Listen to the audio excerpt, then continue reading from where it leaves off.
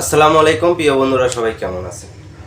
15 বছরের ঝামেলাকে ধর্ষণ করে ফেলে রাখা হলো গমের ক্ষেতে। তাকে ধর্ষণ করার আগে তার নানিকে তার বাড়ির উঠোনে হত্যা করে ফেলে রাখা হয়। কিন্তু আমার কথা হচ্ছে যে এখনও যদি এগুলো হয়, এই যুগে এখনও যদি এইগুলো হয়, এই ধর্ষণ যদি চলতেই থাকে, এই ধর্ষণগুলো কারা করতেছে?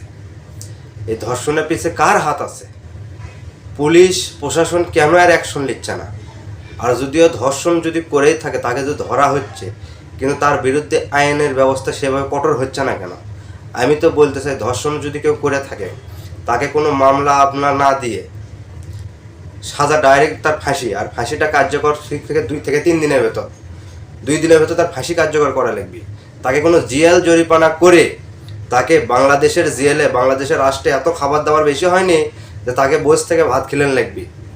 তাই ধর্ষণ করছে, আপনারা ফাঁসি দেন, 2 দিনের ভেতর ফাঁসি কার্যকর করেন, অপরাধীর ফাঁসি 2 দিনের ভেতর কার্যকর করেন, তাহলে ধর্ষণ হবে না। মানুষের নিরাপত্তা কই? আমাদের মা বোনদের নিরাপত্তা কই? আমাদের মা বোনদের তো নিরাপত্তা দেখি না। এরকম যদি চলে, মা বোন তো আর নিরাপত্তা থাকে না।